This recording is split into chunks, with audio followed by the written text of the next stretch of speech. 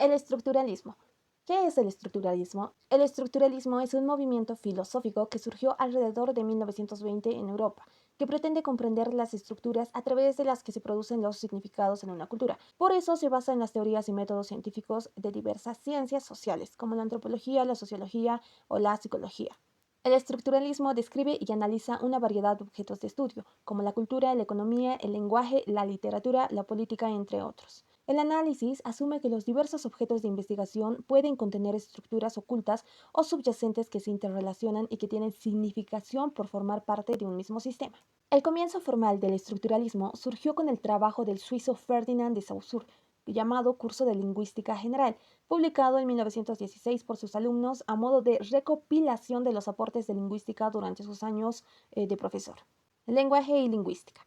Para Saussure, los elementos del lenguaje eran comprensibles solo en relación entre sí y con el sistema que los contenía. El lenguaje iba más allá de la comunicación porque influía en el individuo y en su rol en la sociedad. La lingüística de Saussure buscaba analizar las relaciones sistemáticas y constantes que existían en el comportamiento humano, tanto individual como colectivo, que daban origen a las estructuras de un sistema de significación.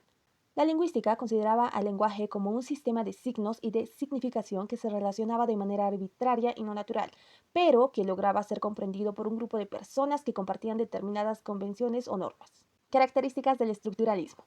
El movimiento estructuralista se caracteriza por la existencia de una estructura más allá del individuo, la estructura que predomina sobre lo individual, la estructura que condiciona y forma al individuo, el reconocimiento de la propia estructura y la estructura que obedece a normas y leyes propias. Algunos ejemplos de ese tipo de estructuras son el lenguaje, que es analizado por Ferdinand de Saussure desde la lingüística, el inconsciente, analizado por Jacques Lacan desde el psicoanálisis, la sociedad, analizada por Claude Lévi desde la antropología, la economía, analizada por Louis Althusser desde la filosofía marxista, y por último el conocimiento, que es analizado por Michael Foucault desde la epistemología y su relación con el poder.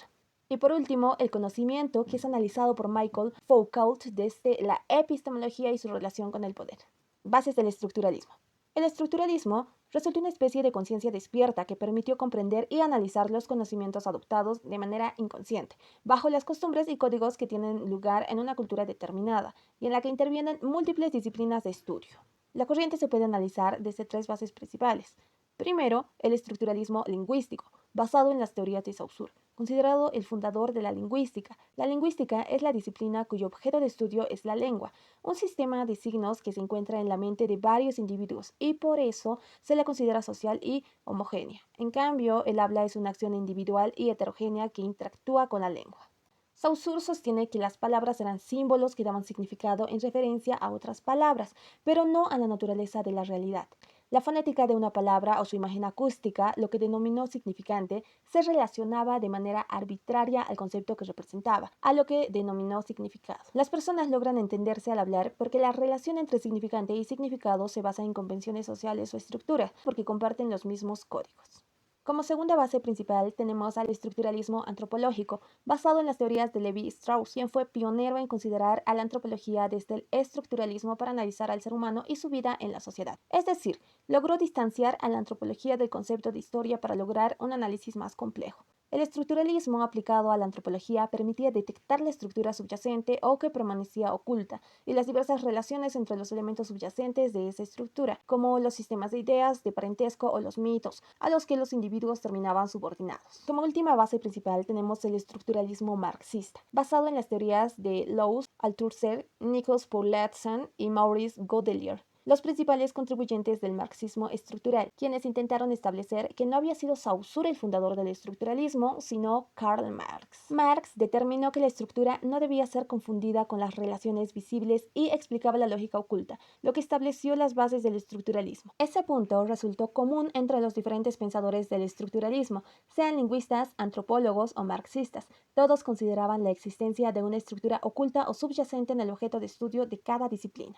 El postestructuralismo surgió a partir de la década de 1960 como una crítica al pensamiento estructuralista del individuo, considerado un sujeto sujetado a una estructura, como el lenguaje, la sociedad o la economía, para entenderlo como un individuo liberado. Propuso una nueva forma de analizar las ciencias sociales y rompió con el concepto dualista del estructuralismo. Se tomó como punto de partida el discurso de 1966 del filósofo francés Jacques Derrida sobre el análisis semiótico de la desconstrucción. Derrida cuestionó los esquemas epistemológicos que se basaban en dualismos como hombre-mujer o espíritu-materia, lo que limitaba la aprehensión de otros puntos de vista o que solo consideraban un concepto central y otro periférico. Derrida puso en duda la estabilidad y la existencia de las estructuras de pensamiento con el propósito de alcanzar nuevos enfoques antes marginados por la propia metodología. El postestructuralismo rompió con el concepto dualista del estructuralismo que consideraba, por ejemplo, a la naturaleza y a la sociedad como términos opuestos o binarios. El principal logro del postestructuralismo fue haber redescubierto y ampliado las posibilidades analíticas y radicales propias de la teoría del lenguaje de Saussure, tomado como fenómeno significativo más representativo. Las características que definieron al postestructuralismo son: el lenguaje no puede explicarse fuera de sí mismo, el lenguaje produce significado y el lenguaje no expresa individualidad.